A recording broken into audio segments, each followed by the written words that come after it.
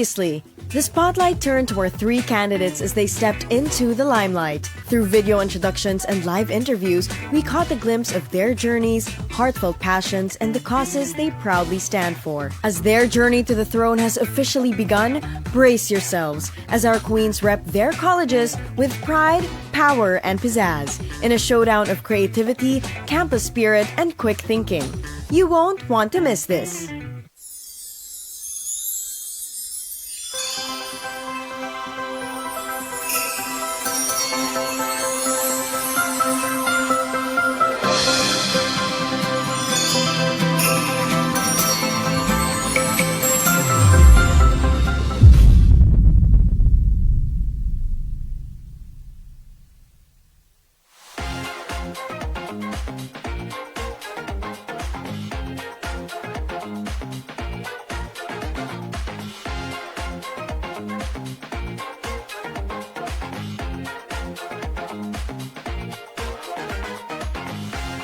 The stage is set, the lights are shining bright, and the day is filled with beauty.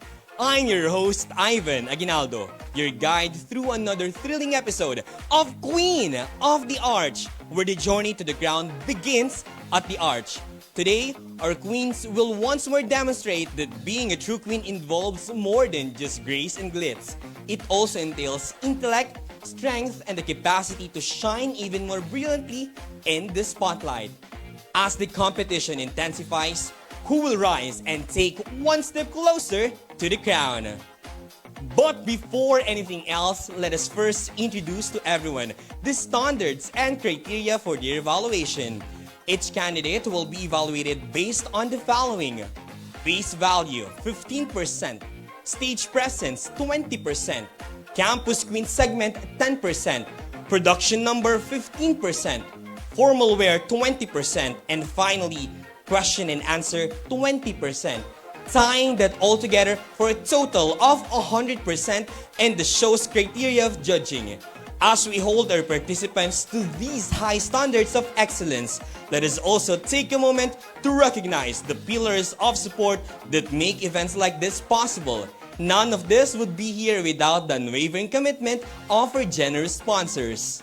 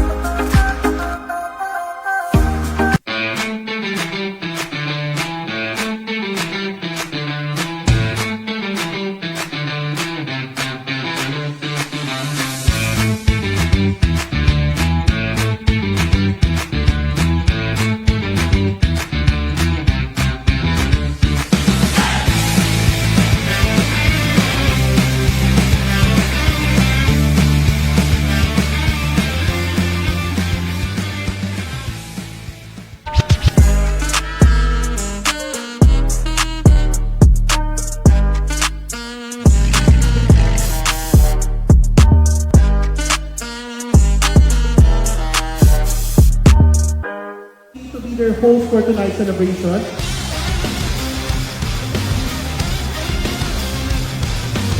Now, to officially conclude this evening, once again, my name is host Paulo de Maculangan, your master of ceremony for tonight, and this is the wedding reception program for Mr. and Mrs. Peters. Mabuhay ang bagong kasal!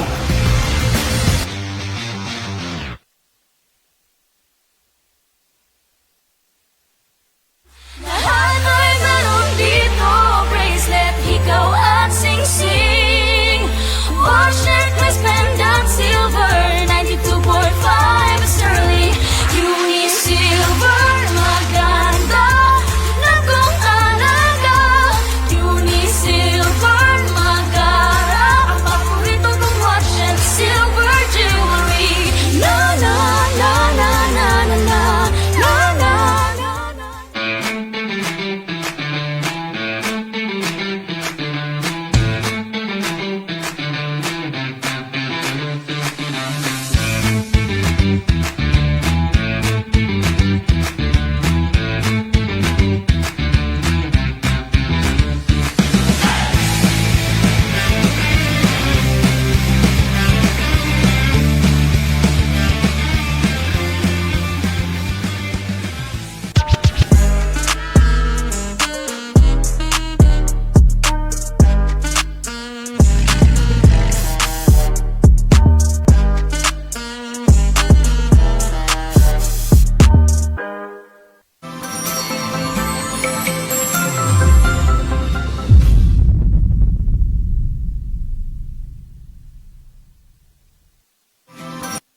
Welcome back to Queen of the Arch, where the journey of the crown begins at the arch. This show wouldn't be possible without the incredible support of our sponsors and partners. We extend our heartfelt thanks to each one of you for making this event a reality. Middle Child Media would like to thank its sponsors: Terraza del Mar, your tropical paradise in Alfonso, Cavite; Motivo Philippines; Video Excellence by Calif Resort and Development Corporation; Waves of Fun for everyone; Zero Cafe, start with zero every day; host Paulo Di Maculangan, the marvelous host with the heart; Unisilver Time, with Unisilver Time, you're always on time; We Tacos, and Vandal Philippines. From New York to the Philippines, Vandal is the coolest way to celebrate, with premium frozen mocktails and refreshing slushies. Turn any party, wedding, or weekend chill into an ice-cold experience.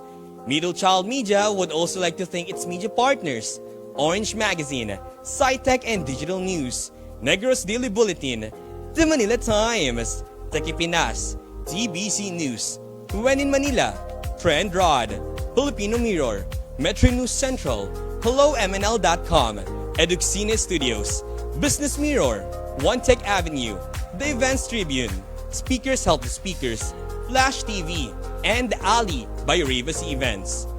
In every queen lies the heart of a leader, and in this segment, we see them wear not just their crowns, but also their colors. Welcome to Campus Queen! Up next, we celebrate a faculty where passion meets purpose, the home of storytellers, critical thinkers, and creative minds. Known as the beating heart of humanities and culture, this is where words move worlds and ideas spark change. This is where brilliance moves forward. Abante AB. Ladies and gentlemen, representing the Faculty of Arts and Letters, let us discover the pride, purpose, and personality of her academic home through her very own campus tour.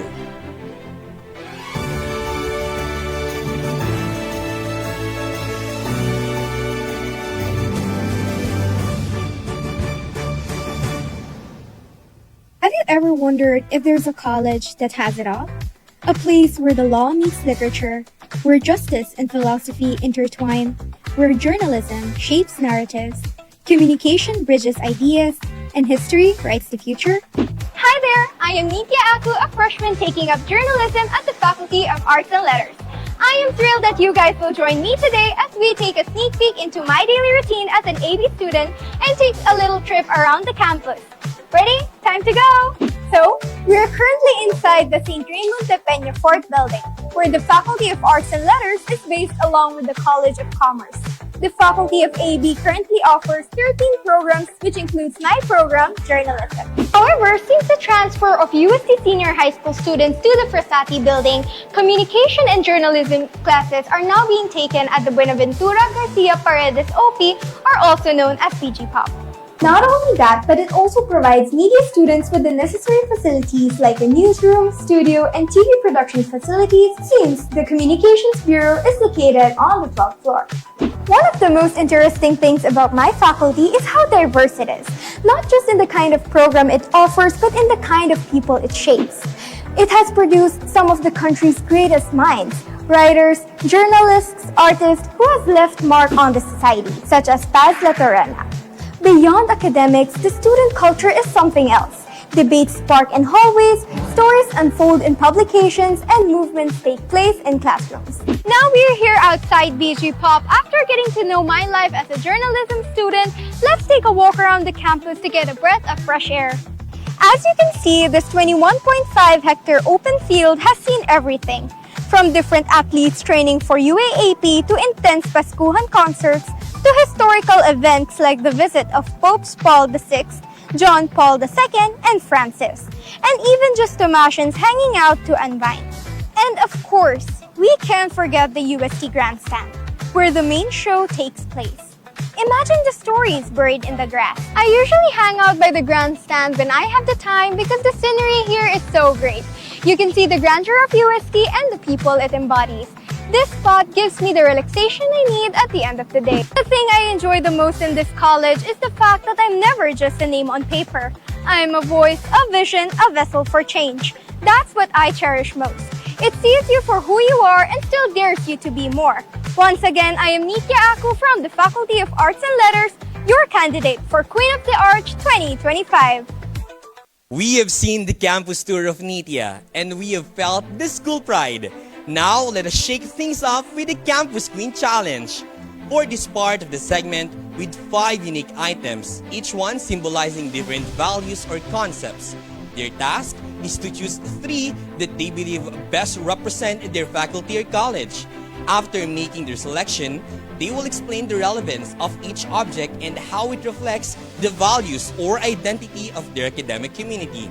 This challenge is designed to test their creativity, critical thinking, and how well they know the heart of their faculty. Let us welcome on stage candidate number 1, Nitya, representing the Faculty of Arts and Letters. Before you are 5 items, each one with its own meaning and story. Take a moment to observe them, and when you are ready, choose the 3 that you feel best represent your college. Alright, Nitya, time for the big reveal. Walk us through the objects you picked. How do they represent not just your faculty spirit, but also the cause you're fighting for? Let us hear the story behind them. So the first object I chose is the Arch of the Centuries, a reminder of where I began. So like every artlet, I entered through this arch with courage, resilience, daring to think differently, speak bravely, and stand for something greater than myself. And secondly is this crown. Because for me, this crown represents leadership, not only of power, but of purpose. It stands for something far greater than myself, and it stands for me leading with heart. And thirdly is this newspaper, because this is both our weapon and our wisdom.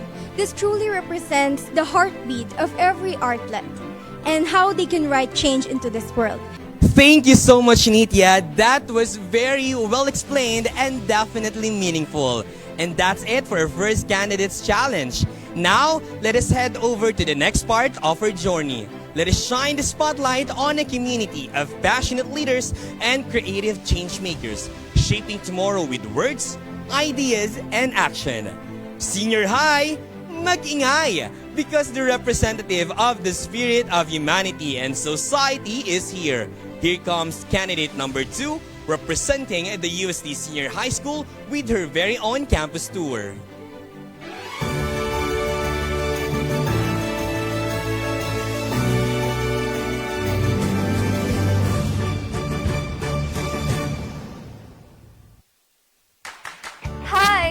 Diana Magundayao, a Humanities and Social Sciences student from UST Senior High School. Yums! Lumalakas! Lumalaban! Come with me today as I give you a tour where I usually go to class, hang out with my friends, and sometimes recharge in between busy days. Tara, pasok tayo! Did you know this building is the home of UST Senior High School? It's named after Blessed Pierre Giorgio Frassati, a young man known for his deep faith, dedication to serving the poor, and love for the outdoors. His values are inspiring, and it reminds the students to always aim for excellence and serve others with heart. Here at UST SHS, you'll experience a fantastic blend of academic excellence and a buzzing social life. It's a perfect place to learn and make memories. One of my favorite subjects is philosophy. I love how it encourages me to think beyond the ordinary and consider different perspectives. Yung stings talaga tong mga usapang malalim sa philosophy. It's also interesting to philosophize, listen to my classmates' opinions, and share my own thoughts. It's challenging, pero super enjoyable naman. Mga humanista, can you also relate? It's break time na! Tara, let's eat! UST is lively talaga, parang bawat sulok may sariling story. Alam nyo naman, food is life talaga, especially sa mga UST Senior High School students. As we walk, here's something cool. The UST Frassati building is also home to the College of Information and Computing Sciences, also known as CICS, yung mga palagi natin kasabay sa elevator. You can also find the Educational Technology Center, the Santo Tomas e-service providers, and the DOST Tomasino Center. It also leads to several learning resource centers and admin offices. It's always buzzing with activity. So this is it! The SHS Canteen is definitely the heart of our building during breaks. Everyone's here grabbing food, chatting with friends, and chilling from classes. Tara na! You'll love all the food choices here sa canteen. One of the best things about UST SHS is maraming spots to relax or do schoolwork. Pag may quiz or gusto ko lang mag-chill after a long day, I have a personal favorite na place to go here. Yung beanbag sa library, that's my favorite lounging area. It's quiet here, perfect for studying, relaxing, and pwede rin makipag-catch up with friends during breaks. Pagod ka na? Treat yourself muna sa study and chill corner ng UST SHS. The library is my go-to hangout spot. Balance siya ng productivity at comfort. Makakapag-focus sa studies pero may time pa to chill with friends. Being a UM student at UST Senior High School means being part of a community that values critical thinking, creativity, and compassion.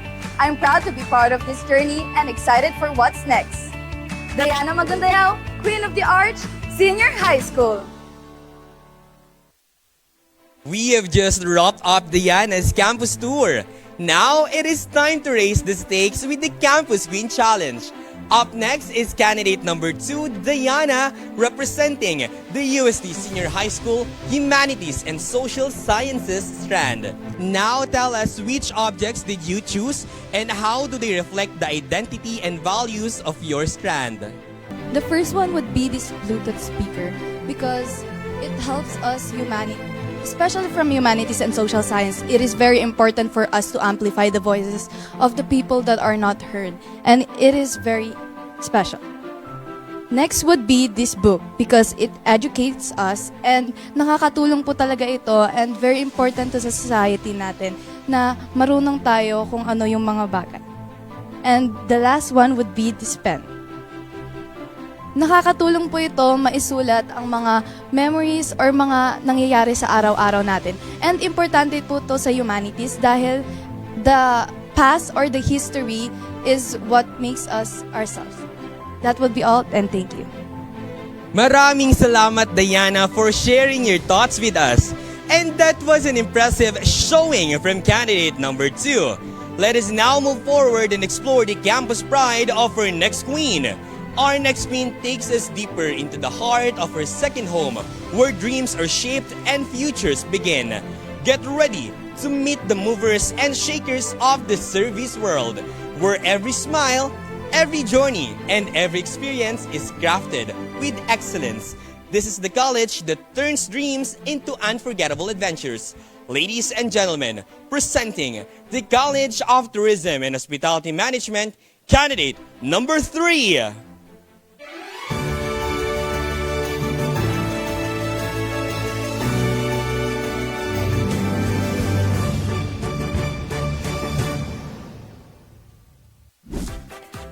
Mabuhay! I am Leon Creotan, a first-year tourism student from the University of Santo Tomas, taking up recreation and leisure management.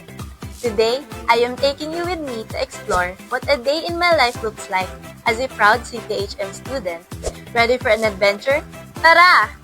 As a tourism student, how we carry ourselves reflects the hospitality we stand for. Bago ako pumasok sa classes, usually nagre-retouch muna ako at inaayos ko muna yung scarf ko for me to look presentable. Once done, I walk with confidence and greet familiar faces along the way. Kaya tara, sumahan niyo ako as I give you a quick tour inside my building. Nandito tayo ngayon sa BG Pop, and I have some interesting facts for you. Did you know that BG Pop is named after Blessed Buenaventura Garcia Paredes, a former UST professor, and it stands where the university's original gym once stood? Oh, time for class! Isa sa mga favorite subjects ko ay ang micro and macro perspective of tourism kasi it explores the 9 pillars that shape the industry and how they all connect to create great experiences. Kaya naman, life at CTHM is never boring. Fun fact! May bun day kami every Monday where ladies are required to put their hair on a bun. Tapos na ang class. So, it's break time! Let's grab a quick bite and drink along Pinoval, where BJ Pop is just steps away from plenty of food options. Usually, kapag break time namin, ang madalas kong binibili dito ay yung shawarma and lemonade. Swak na sa budget, busog ka pa. But of course, hindi lang yan ang meron dito sa tapat ng Pinoval Gate. Pwede ka rin bumili ng Japanese cake, fries, takoyaki, tusok-tusok, at marami pang iba. Here at CTHM, since there are no benches on our floor, we study right on the ground outside of our classrooms. Kapag hindi naman ako nagre-review at wala namang kailangan gawin, tumatambay ako sa lobby or sa gazebo to relax and recharge. There are people out there who support me in my hardest times, and most importantly, I get to look back from the past when I romanticize how my life would be in UST. Dahil dito, I get to realize that I am living the dream of my past self. So I am more than grateful to be part of the CTHM community. We have just seen Leon's campus tour.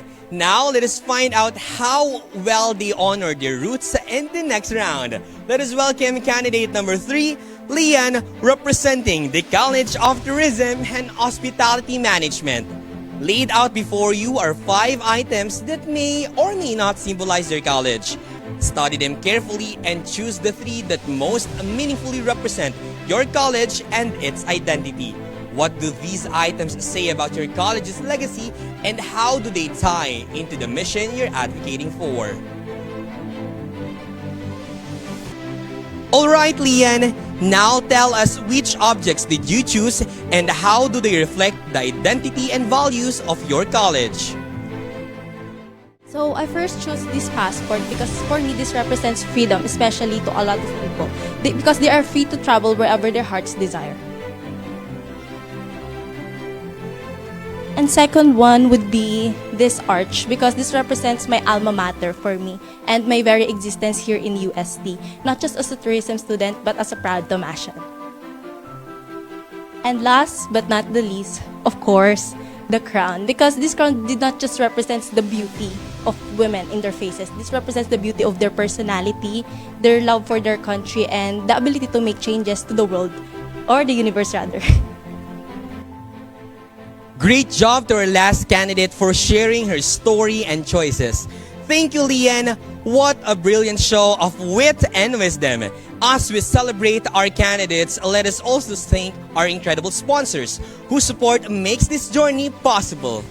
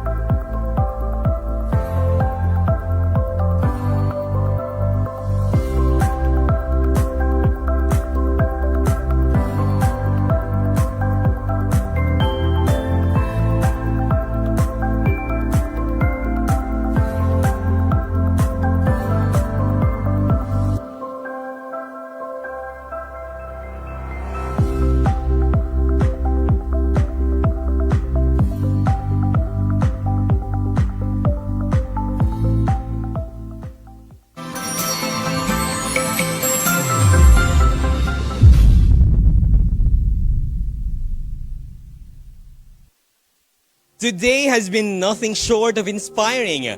We have witnessed each of our candidates proudly showcase the essence of their faculties through creative and heartfelt campus tours and their genuine responses to the challenge.